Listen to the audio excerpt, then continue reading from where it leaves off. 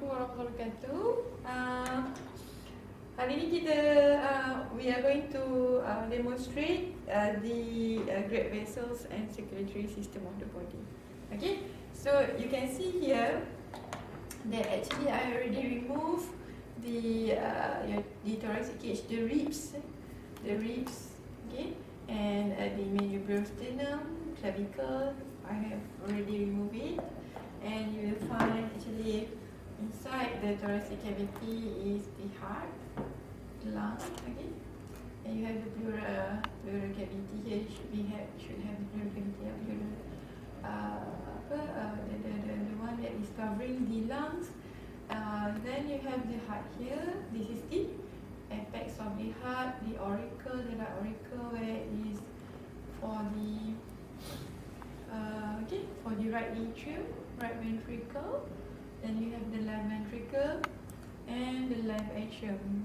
Okay, so and then you can see the superior vena cava here, the inferior vena cava. You just remove this. This is the inferior vena cava, and the opening of the inferior vena cava is let's say on the superior surface of the liver. There is opening of the superior vena cava. Okay, and then on the posterior part, okay, you can see here. I just put back the heart. You can see there is the pulmonary trunk, okay, the pulmonary trunk or the pulmonary artery that brings the deoxygenated blood from the right atrium to right ventricle and towards the pulmonary trunk or pulmonary artery that brings the oxygenated blood to be oxygenated inside the lungs, and then it will return back towards the pulmonary vein, okay, pulmonary vein, and then you can see pulmonary vein. They have 4 branches on the posterior surface of the heart, and it carries oxygenated blood. The only vein that carries oxygenated blood inside the body is the pulmonary vein. Okay, so oxygenated blood which is already being oxygenated inside the lung and will be carried back towards the pulmonary vein into the left atrium, and then from the left atrium it will circulate into the left ventricle, and then it's going towards the aorta. Okay, so it's the aorta. Okay, this is the arch of aorta. Okay, this is ascending ascending aorta. This is arch of aorta. So the first largest branch is the right brachiocephalic, or known as brachiocephalic trunk, which give rise to right subclavian and right common carotid artery. Okay, right common carotid artery. Then you have the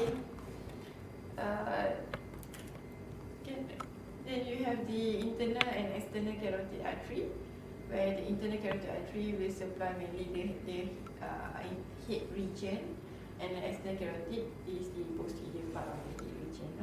And then you have this second smaller branch, which is the left common carotid artery, and the third smaller branch, which is the left subclavian artery.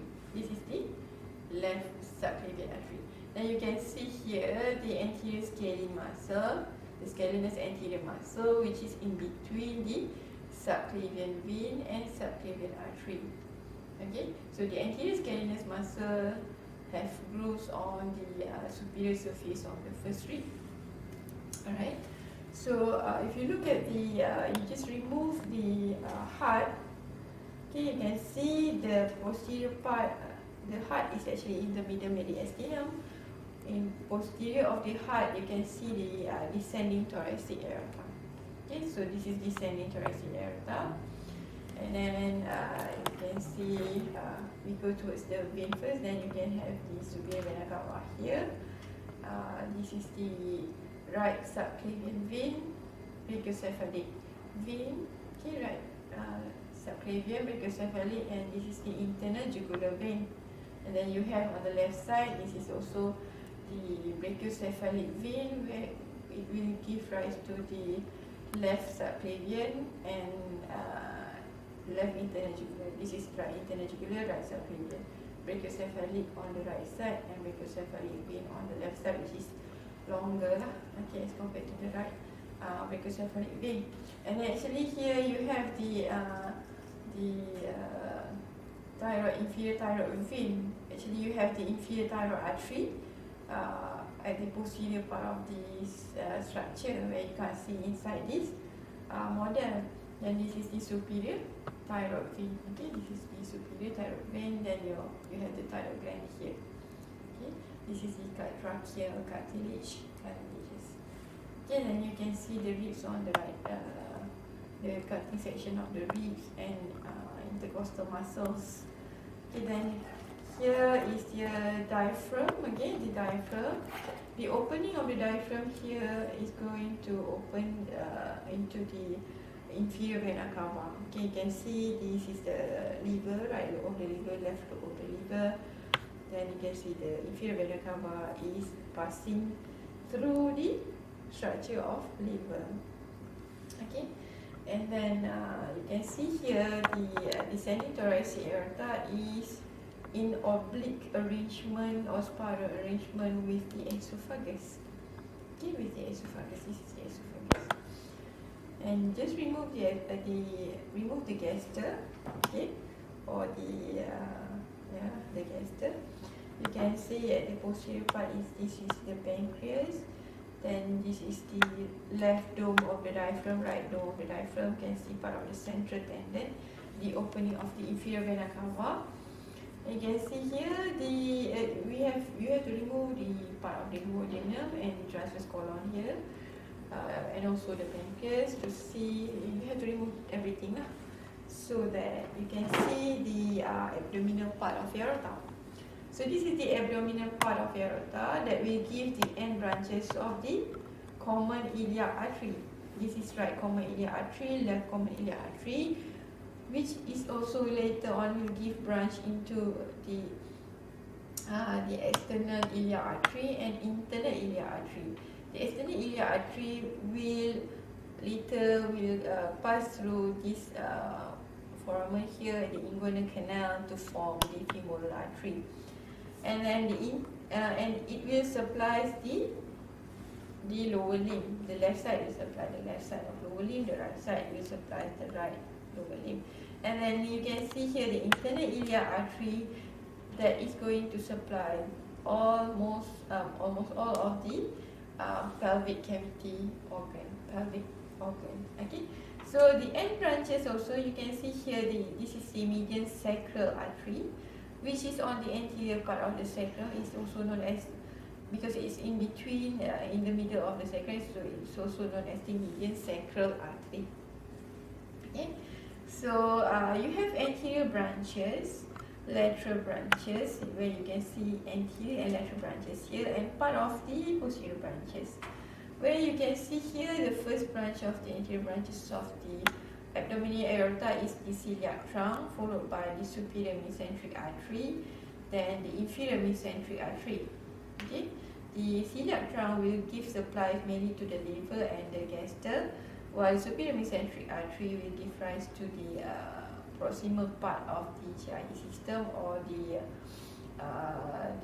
known as the foregut. This one is going to supply the foregut, this is going to supply the midgut, and this is going to supply the hindgut, which is going to be lying inside the gastrointestinal system. So these are the anterior branches. I repeat again, this is the celiac trunk, superior mesenteric artery, inferior mesenteric artery. Then you have the medial sacral artery at the end, and the right common iliac and left common iliac artery. Then you have the lateral branches, which is the left renal artery and also right renal artery. Okay, left and right renal artery. Right renal artery will go towards the posterior of the inferior vena cava. This is the inferior continuation of the inferior vena cava, where you can see the right renal vein here together with the right renal artery. So the right renal artery is going to pass through to the posterior of the inferior vena cava, while the left renal artery is going to pass through posterior to the left renal vein. Then you have the suprarenal vein here. You should have the suprarenal artery too. Okay, but it's not demonstrated inside this model. Okay, the next is what you can see here is this is the male reproductive system. So this is the testicular artery that is going to descend down and supplies the testicle. So this is the right testicular artery. This is the left testicular artery.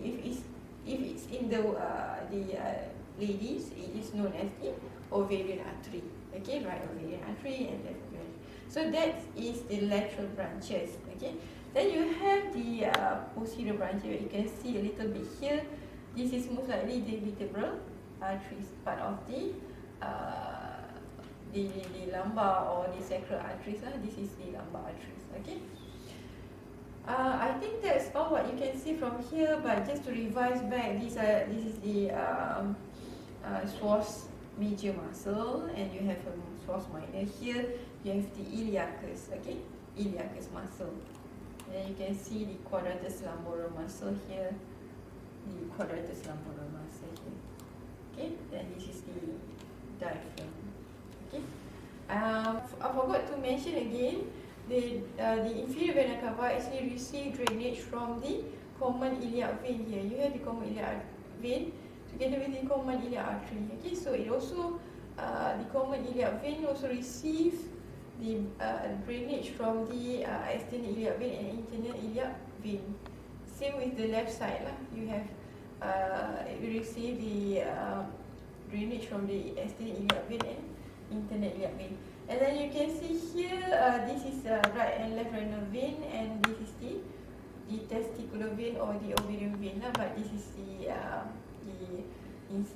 male reproductive system. You can see the testicular vein and artery here.